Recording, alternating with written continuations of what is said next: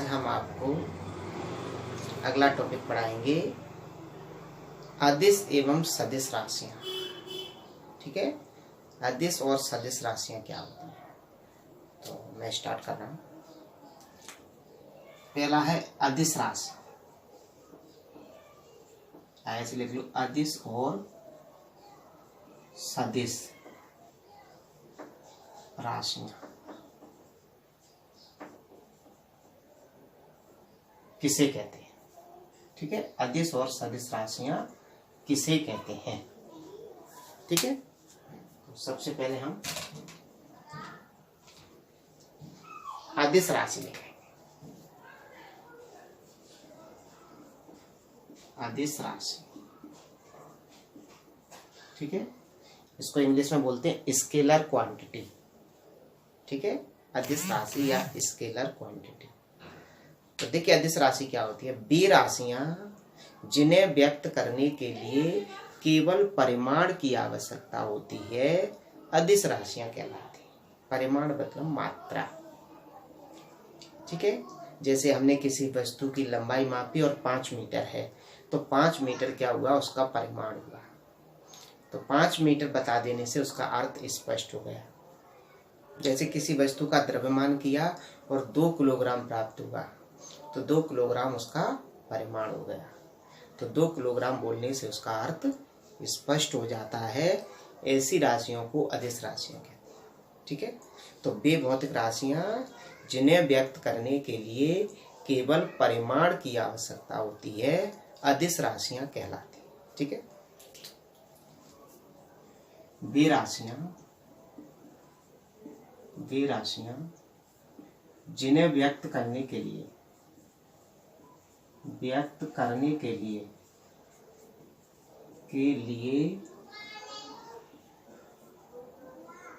केवल परिमाण की आवश्यकता होती है। केवल परिमाण की आवश्यकता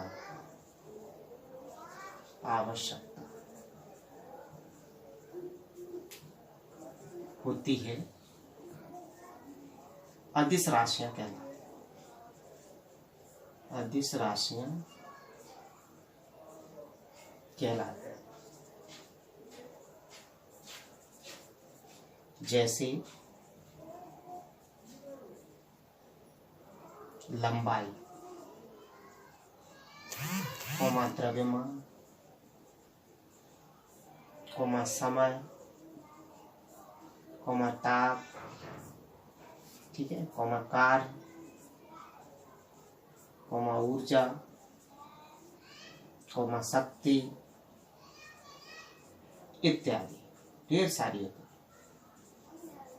ठीक है, तो वे भौतिक राशियां जिनमें केवल परिमाण बता देने से उसका अर्थ स्पष्ट हो जाए, अदिश राशियां कहलाती हैं। ठीक है, चलिए दूसरी आती हैं सदिश राशियां। तो सदिश राशियां क्या होती हैं, जिनमें परिमाण तो बताना ही होता है, परिमाण के साथ साथ दिशा बताना भी आवश्यक होता है। यानी वे भौतिक राशियां जिनमें परिमाण के साथ साथ दिशा बताना भी आवश्यक होता है, सदिश राशियां कहलाती हैं। ठीक है, सदिश राशि,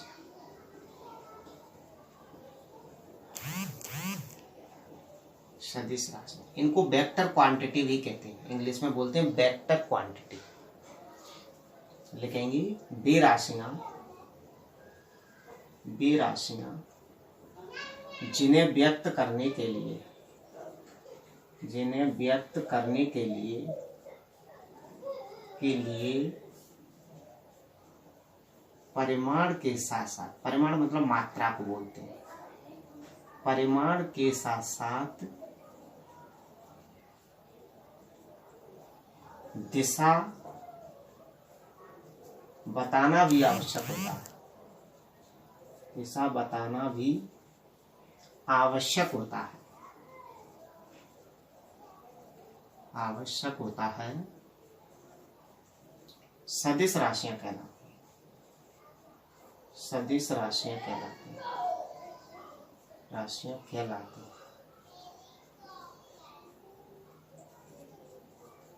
ठीक है, इसमें परिमाण तो बताना ही होता है, परिमाण के साथ साथ दिशा का उल्लेख भी करना पड़ता है, सदिश राशियां कहलाती। जैसे मान लीजिएगा मैं आपसे बोलूं कि जी पुस्तक है और इस पुस्तक को यहाँ से 5 मीटर विस्थापित कर दो, तो आप उस पुस्तक को 5 मीटर तो विस्थापित कर देंगे, लेकिन आप कौन सी डायरेक्शन में उसको विस्थापित करेंगे। ठीक है, तो अभी इसका अर्थ पूरा स्पष्ट नहीं हुआ। मुझे ये बोलना पड़ेगा आपसे कि आप इस पुस्तक को यहाँ से उठाइए और 5 मीटर इसको पश्चिम दिशा में ले जाइए, तब उसका अर्थ स्पष्ट होगा। नहीं तो आप पश्चिम में भी ले जा सकते हैं, पूर्व में भी ले जा सकते हैं, उत्तर में भी ले जा सकते हैं, दक्षिण में भी ले जा सकते हैं।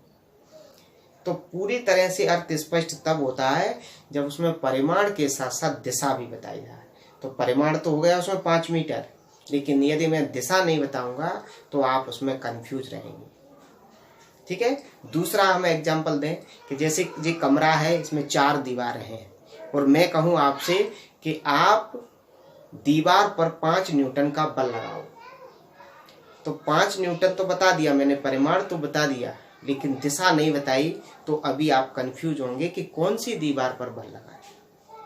तो मुझे परिमाण और दिशा दोनों बताना होगी कि 5 न्यूटन का बल आप मेरे पीछे वाली दीवार पर लगाइए। समझ गए ना? तो जब तक दिशा नहीं बताएंगे तब तक उसका अर्थ स्पष्ट नहीं होता है। तो वे भौतिक राशियां जिनमें परिमाण के साथ साथ दिशा की भी आवश्यकता होती है, सदिश राशियां कहलाती हैं। जैसे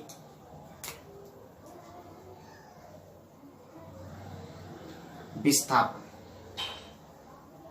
ठीक है, कोमा वेग, कोमा बल, कोमा त्वरण,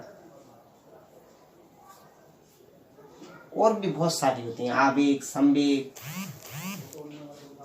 आवेग, कोमा संवेग इत्यादि। यानी इन सब में परिमाण के साथ साथ दिशा बताना भी आवश्यक होता है। ठीक है, तो अदिश और सदिश में मतलब समझ में आ गया।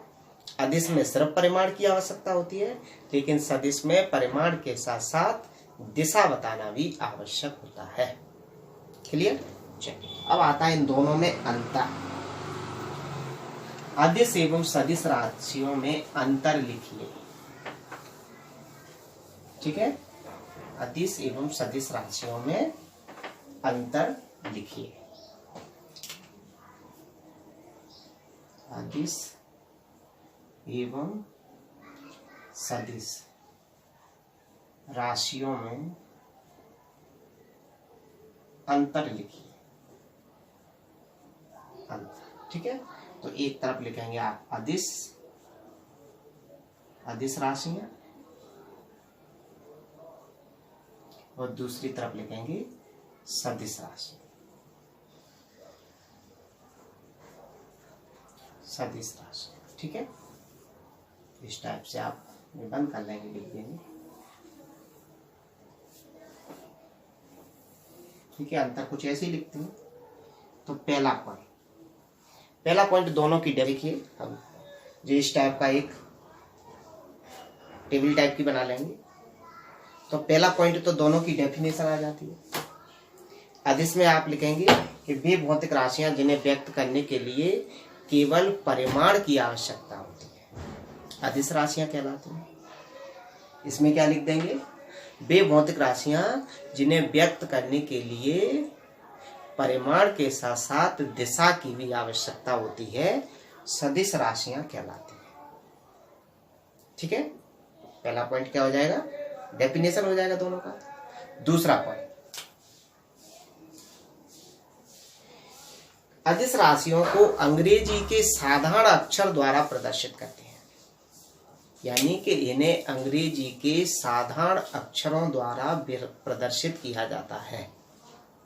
जैसे ABCD, स्मॉल भी लिख सकते हैं, कैपिटल भी लिख सकते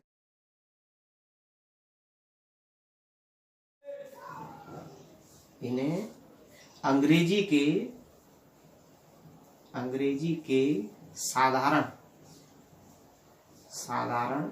अक्षरों द्वारा प्रदर्शित किया जाता है, अक्षरों द्वारा प्रदर्शित किया जाता है।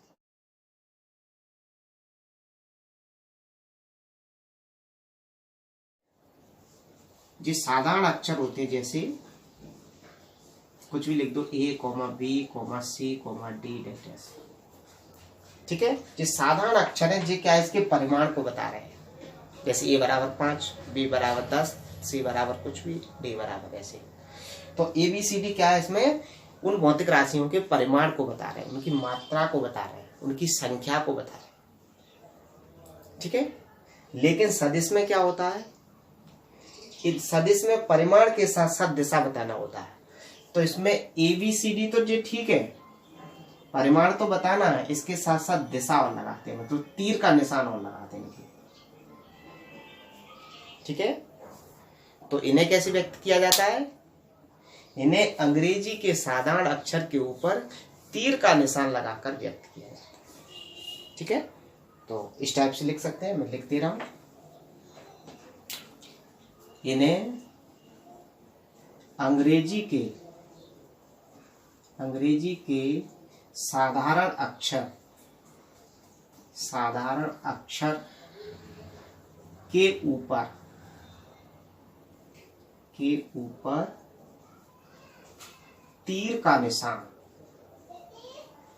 तीर का निशान लगाकर व्यक्त करते हैं, प्रदर्शित करते हैं।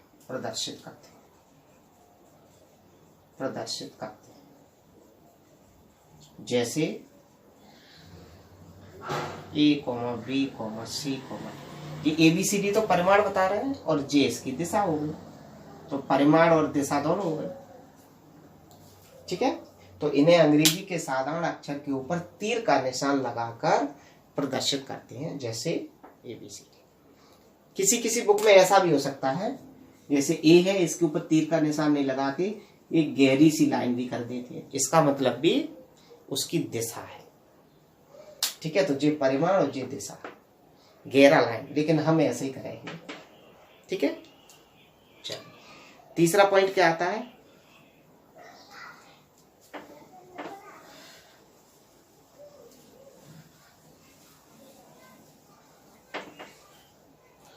देखिए, दो अदिश राशियों को जोड़ने या घटाने पर अदिश राशि ही प्राप्त होती है।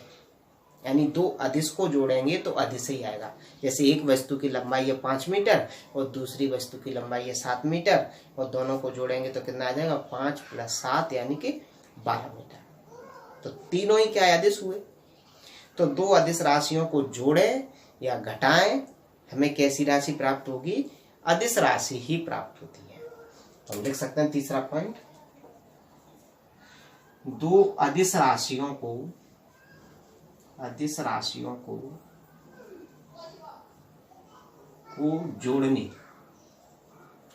जोड़ने या घटाने पर अदिश राशि ही प्राप्त होती है।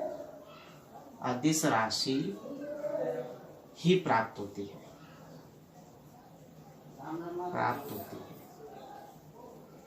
ठीक है, दो अदिश राशियों को जोड़ने या घटाने पर अदिश राशि ही प्राप्त होती है। इसमें क्या लिख देंगे, दो सदिश को जोड़ें या दो सदिश को आपस में घटाएं तो सदिश राशि ही प्राप्त होती है। ठीक है जी, आगे पढ़ेंगे अभी आप। दो सदिश राशियों को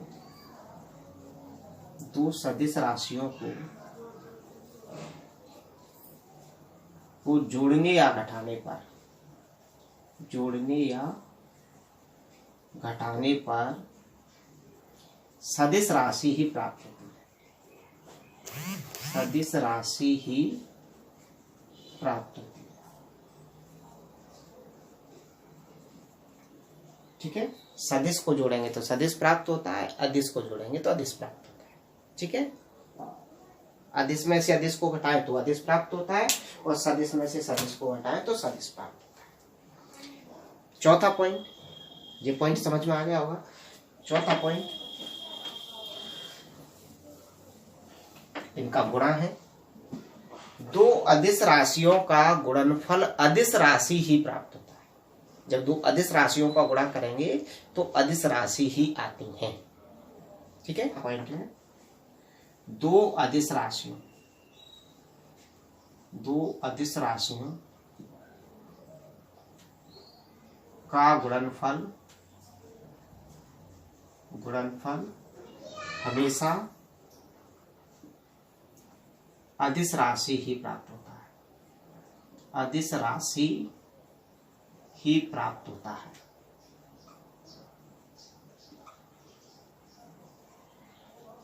दो अदिश राशियों का गुणनफल हमेशा अदिश राशि ही प्राप्त होता है।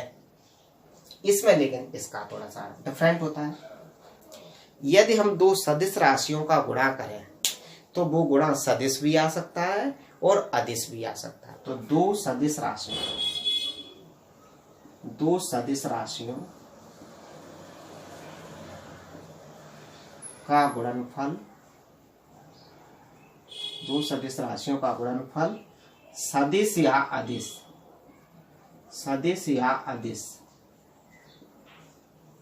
कुछ भी हो सकता है, यानी ये सदिश भी आ सकता है, अदिश भी आ सकता है, क्योंकि सदिश राशियों का गुणा दो प्रकार से होता है। एक प्रकार से गुणा करेंगे तो वो अदिश आएगा और एक प्रकार से करेंगे तो सदिश आएगा। ठीक है, जो मैं अभी आपको आगे बताऊंगा अगले क्लास में, अगली वीडियो। ठीक है, पांचवा पॉइंट इनके एग्जाम्पल लिख दो कि अदिश में कौन कौन सी राशि आती है, सदिश में कौन कौन सी। तो लिख सकते हैं अदिश राशियों के उदाहरण।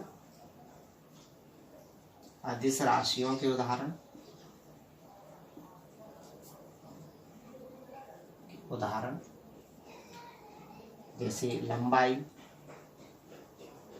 द्रव्यमान, समय, कार्य, ऊर्जा, शक्ति इत्यादि और भी हो सकती हैं। जी अदिश राशियों के उदाहरण हो गए। सदिश राशियों बता दीजिएगा, सदिश राशियों के उदाहरण।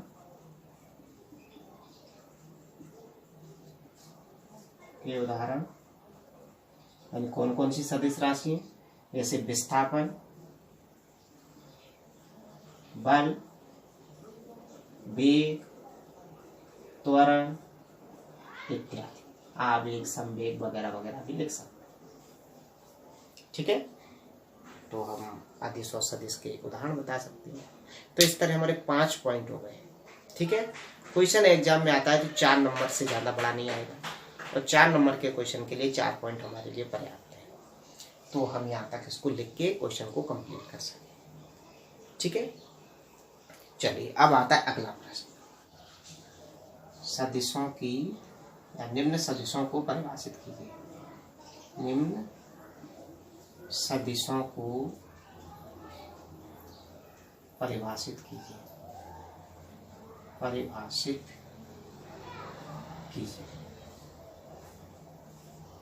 पहला लिख रहा हूं मैं समान सदिश। ठीक है, समान सदिश क्या होते हैं? देखिए, दो सदिशों से हम कंपेयर करेंगे तो मान लीजिए एक सदिश है हमारा ए और एक सदिश है बी। सदिश बोलने का मैं फॉर एग्जांपल, एक वस्तु का विस्थापन है 5 मीटर और दूसरी वस्तु का विस्थापन है 10 मीटर। तो भौतिक राशि तो एक ही हुई ना, लेकिन दोनों के विस्थापन अलग अलग है, इसलिए एक को मैं ए मान रहा हूं, एक को बी मान रहा हूं। ठीक है, तो समझते हैं। मान लीजिएगा कि एक विस्थापन तो जो हुआ, जो मान लीजिए 5 मीटर हुआ फॉर एग्जांपल, ये मूल बिंदु है और इस डायरेक्शन में हुआ, तो इसकी दिशा ऐसे लगा दो। तो ये हमारा विस्थापन हो गया 5 मीटर किसी एक पर्टिकुलर डायरेक्शन। ठीक है, और दूसरी वस्तु का भी उसी डायरेक्शन में उतना ही विस्थापन होता है। ये वस्तु थी हमारी ए, इस पर वेक्टर लगा दूंगा। दूसरी वस्तु है, उसका विस्थापन भी हुआ है उतना ही 5 मीटर ही, और उसी डायरेक्शन में। दोनों की डायरेक्शन भी समान है और दोनों का विस्थापन भी समान है, तो इसका मतलब ये क्या कहलाएंगे? दोनों ही समान सदिश कहलाएंगे, क्योंकि दोनों का परिमाण 5-5 मीटर है और दोनों की दिशा एक ही तरफ है, इसलिए ये सदिश क्या कहलाएंगे? समान सदिश कहलाएंगे। डेफिनेशन बहुत ही सिंपल है। वे सदिश जिनके परिमाण बराबर तथा दिशाएं एक ही ओर होती हैं समान सदिश कहलाते हैं। ठीक है, वे सदिश जिनके परिमाण बराबर, तो दोनों के परिमाण कितने, 5-5 मीटर, तथा दिशाएं एक ही तरफ होती हैं, एक ही ओर होती हैं, समान सदिश कहलाते हैं। क्लियर? मैं इसकी डेफिनेशन लिख रहा हूं। वे सदिश जिनके परिमाण समान तथा दिशाएं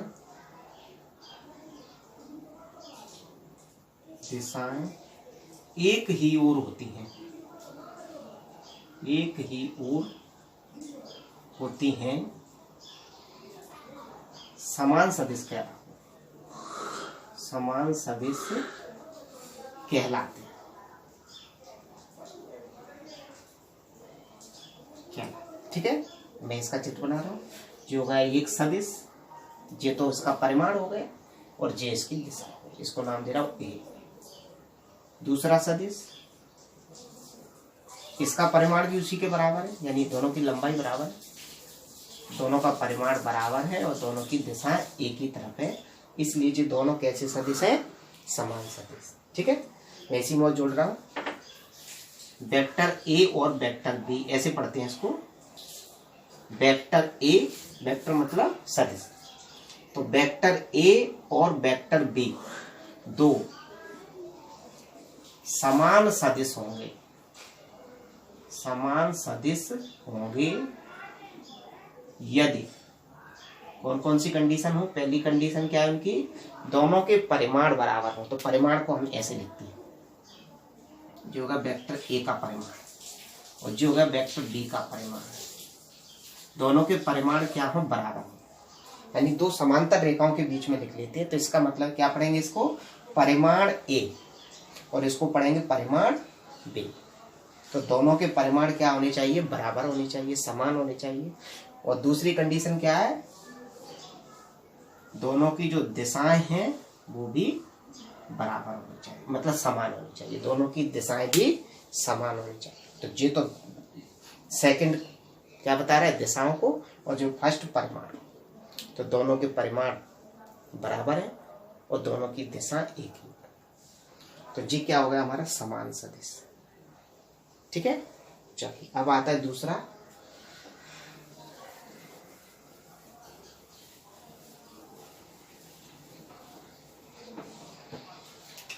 विपरीत सदिश। विपरीत या ऋणात्मक,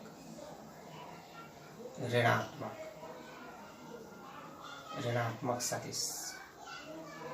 ठीक है, विपरीत सदिश या ऋणात्मक सदिश।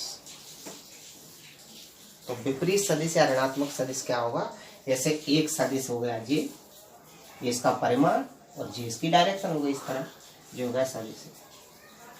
जो दूसरा जो सदिश है उसकी डायरेक्शन इधर को, तो देखिए दोनों की लंबाई बराबर है, मतलब विस्थापन दोनों का बराबर है, तो परिमाण तो दोनों का बराबर हुआ, लेकिन एक की दिशा इधर है और दूसरे की दिशा इसके विपरीत है। तो इसको बोलेंगे हम विपरीत या ऋणात्मक सदिश। समझ गए ना, कोई दिक्कत इसमें? अब देखिए इसकी डायरेक्शन इधर है और इसकी डायरेक्शन इधर है, इसके अपोजिट है, इसलिए यहाँ पर माइनस चिन्ह लगा है, क्योंकि दिशा बदलने पर उसका चिन्ह बदल जाता है। ठीक है, तो क्या लिखेंगे हम डेफिनेशन, वे सदिश जिनके परिमाण तो बराबर होते हैं किंतु दिशाएं विपरीत होती हैं, तो विपरीत या ऋणात्मक सदिश कहलाते हैं। ठीक है, दोनों की जैसे विस्थापन दोनों का बराबर है, जैसे ये यहाँ से 5 मीटर इस डायरेक्शन में गया और दूसरा 5 मीटर विपरीत डायरेक्शन में आया। एक वस्तु 5 मीटर इस डायरेक्शन में और दूसरी वस्तु 5 मीटर विपरीत डायरेक्शन में आई, तो इसका मतलब दोनों ने दूरी तो समान कवर की है, लेकिन दोनों की दिशाएं अलग अलग हैं, इसलिए ये कैसे सदिश होंगे, विपरीत या ऋणात्मक सदिश। ठीक है, तो मैं लिख रहा हूं, वे सदिश जिनके परिमाण बराबर तथा दिशाएं विपरीत होती हैं विपरीत सदिश कहलाते हैं। विपरीत या ऋणात्मक सदिश कहलाते हैं। ये चित्र बना लेंगे आप। फिर लिखेंगे वेक्टर ए और वेक्टर बी विपरीत सदिश होंगे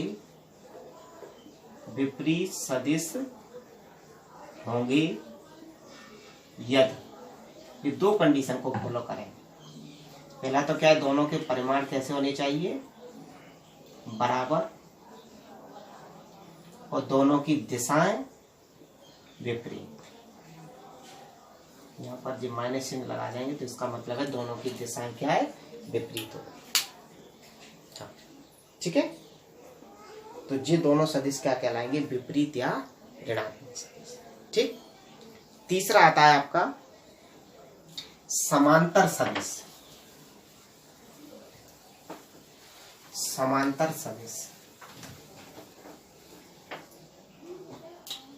तीसरा पॉइंट है समांतर सदिश।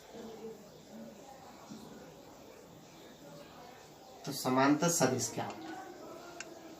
जैसे मान लीजिए एक वस्तु का विस्थापन हुआ है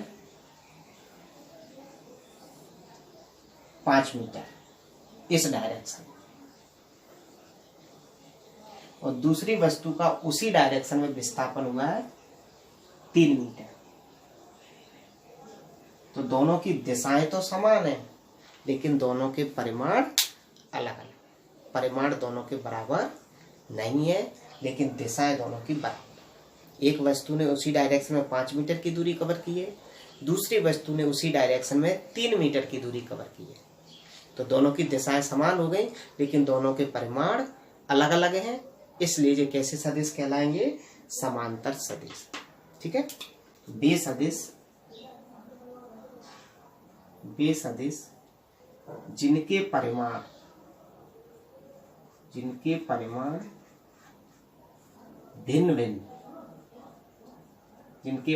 भिन्न भिन्न तथा दिशाएं एक ही ओर होती हैं या समान होती, एक ही ओर होती हैं, समांतर सदिश कहलाते हैं। समांतर सदिश कहलाते हैं।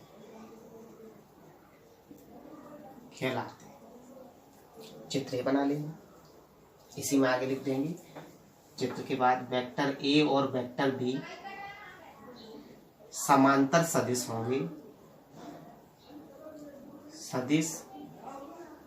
होंगे यदि दोनों के परिमाण कैसे होने चाहिए, अलग अलग। दोनों के परिमाण बराबर नहीं होने चाहिए, दैट्स नॉट इक्वल, पहली कंडीशन। और दोनों की दिशाएं कैसी होनी चाहिए, समान। तो ये दोनों की दिशाएं बता रहे हैं। तो दोनों के परिमाण अलग अलग हो, बराबर ना हो, दोनों की दिशाएं समान हो, तो इसको बोलते हैं हम समांतर सदिश। अब आता है आपका शून्य सदिश।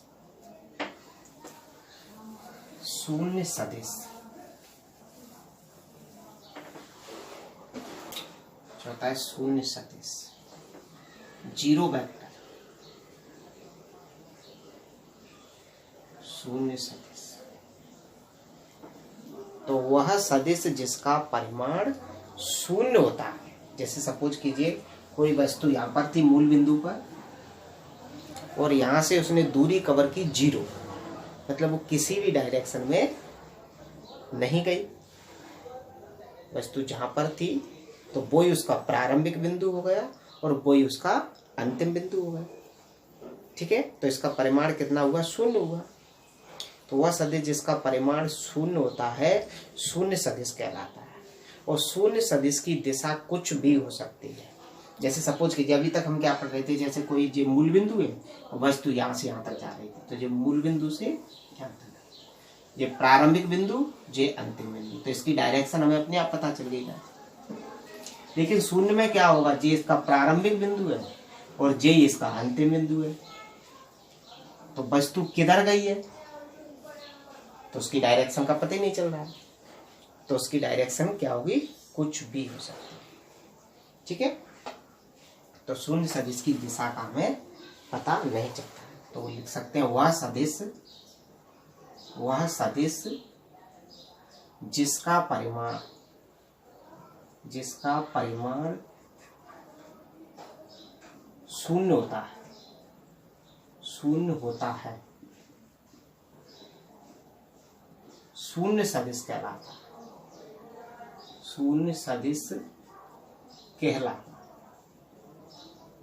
है। ठीक है, शून्य सदिश की दिशा कुछ भी हो सकती है, शून्य सदिश की दिशा कुछ भी हो सकती है,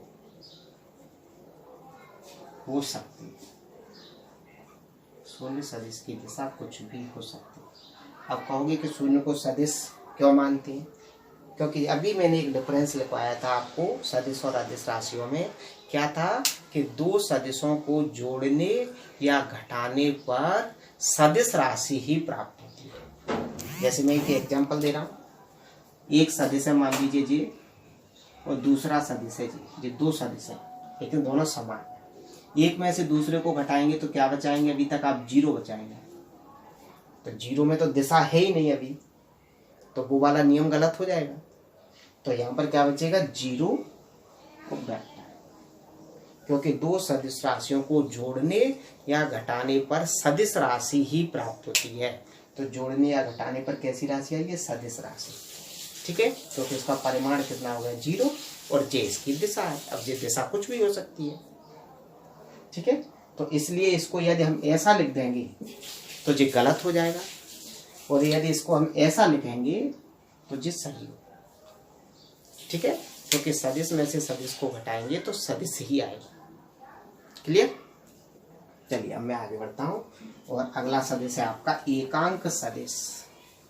इसका कोई चित्र नहीं है शून्य सदिश का। एकांक सदिश, पांचवा एकांक सदिश, यूनिट वेक्टर। ठीक है, तो देखेंगे वह सदिश जिसका परिमाण एक होता है, जिसका परिमाण एक होता है, एकांक मतलब एक होता है, एकांक सदिश कहलाता है, एकांक सदिश कहलाता है। ठीक है, एकांक सदिश को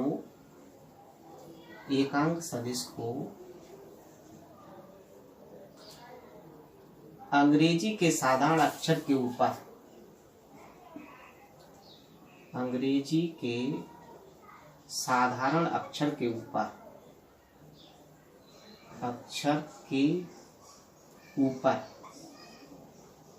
कैप, कैप मतलब ऐसा, कैप मतलब टोपी, टोपी लगा देते हैं, जैसे ए और ए के ऊपर जो कैप लगाते हैं, तो ये एकांक सदिश है। जैसे आई लिखा, आई के ऊपर कैप लगा, तो ये एकांक सदिश के ऊपर कैप, चाहो तो कैसे लिख दो, के ऊपर कैप, ऐसे लिख दो जे, और जे अंदर लिख दो कैप, कैप लगाकर प्रदर्शित करते हैं,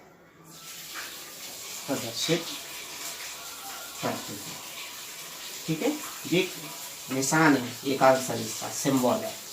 ठीक है जी, ऐसे ही नहीं समझना कि इसका क्या मतलब है। जी कैप है, मैं चाहो तो इसका फॉर्मूला लिख रहा हूँ, ए कैप बराबर वेक्टर ए और बटे मापांक ए, ये इसका फॉर्मूला। इसके आधार पे का सवाल बताऊंगा तो समझ जाए। ए कैप बराबर, इसको मिलेंगे ए कैप बराबर वेक्टर ए बटे मापांक ए, ऐसा पढ़ते हैं इसको। ए कैप बराबर वेक्टर ए बटे मापांक। तो ये हमारा एकांक सदिश है, ये कोई सदिश है और ये उसका परिमाण है। समझ में आया है? तो आप चैनल को लाइक करें, शेयर करें और सब्सक्राइब करें, ठीक है? क्योंकि कोविड-19 के कारण स्कूल में ऑफलाइन क्लास नहीं हो पा रही हैं, इसलिए हमने आपको पढ़ाने के लिए ये ऑनलाइन प्लेटफॉर्म का उपयोग किया है। Thank you. अब आता है छठवां सदिश, स्थिति सदिश। स्थिति सदिश, तो स्थिति सदिश क्या होता है? स्थिति का मतलब समझ गए कि कोई एक मानक चीज है और उसके सापेक्ष उस वस्तु की क्या स्थिति है। तो मान लीजिएगा कि ये मूल बिंदु है, ये मूल बिंदु वो है, और मूल बिंदु से वस्तु किसी समय पर यानी गति करना प्रारंभ कर रही है, और मूल बिंदु से किसी समय पर वस्तु यहाँ पर है, इस बिंदु पर है, पी बिंदु पर, ठीक है? तो यहाँ से यहाँ तक की जो दूरी है मैं उसको यहाँ पर आर मानूंगा, और आर क्या कहलाएगा? यहाँ पर स्थिति सदिश कहलाएगा। तो बहुत सिंपल सी डेफिनेशन है कि मूल बिंदु के सापेक्ष किसी क्षण विशेष पर, किसी समय विशेष पर वस्तु की स्थिति को स्थिति सदिश कहते हैं। जैसे कोई वस्तु गति कर रही है और गति करते हुए मान लीजिए 9 बजे से गति करना प्रारंभ किया और 9:15 पे वस्तु की क्या स्थिति है और कितनी दूरी पर, ठीक है? तो हम लिख सकते हैं मूल बिंदु के सापेक्ष किसी समय विशेष पर या क्षण विशेष पर, समय विशेष पर वस्तु की स्थिति को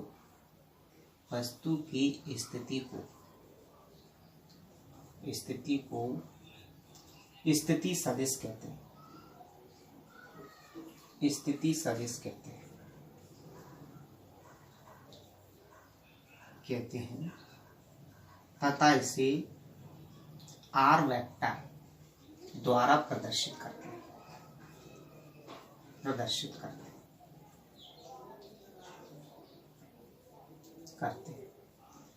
ठीक है? यानी मूल बिंदु के सापेक्ष किसी समय पर वस्तु कहाँ पर है, कितनी दूरी पर है, ठीक है? और उसकी दिशा क्या है, ठीक है? तो इसकी दिशा किधर है? ओ से पी की तरफ। कहाँ पर है मतलब कितनी दूरी पर है और उसकी दिशा क्या है, ठीक है? उसको बोलेंगे स्थिति सदिश। ये चित्र भी आपको बना, ठीक है? अब लास्ट आता है विस्थापन सदिश। विस्थापन 7वां सदिश है विस्थापन सदिश,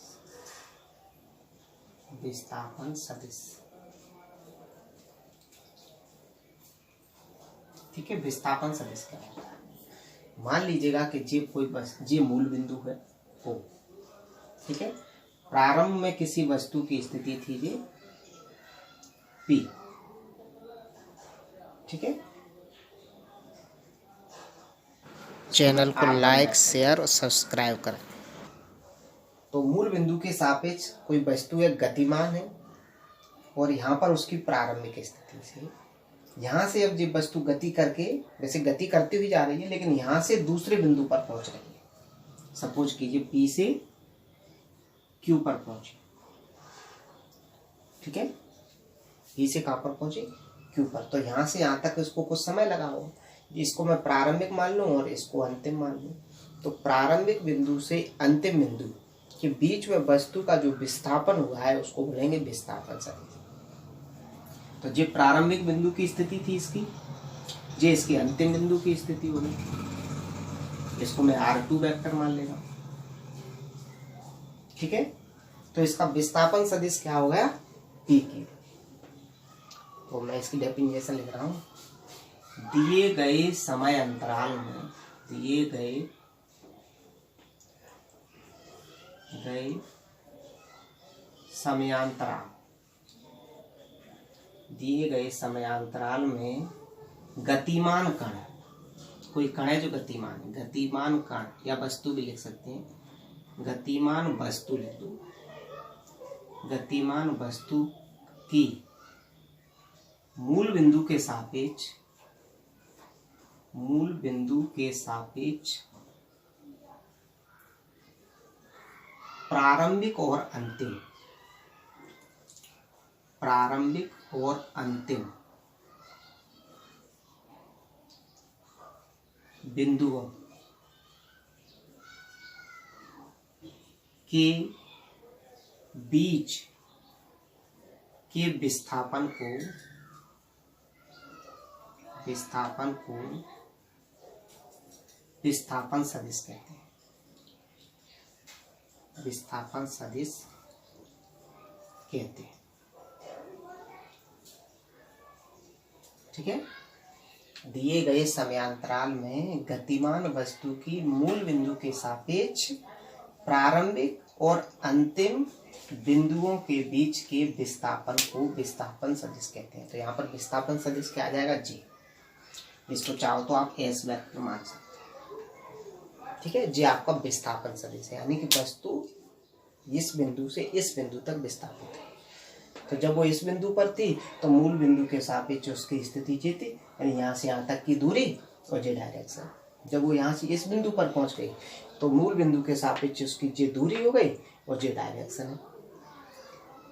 ठीक है, तो इस तरह हमारा ये क्वेश्चन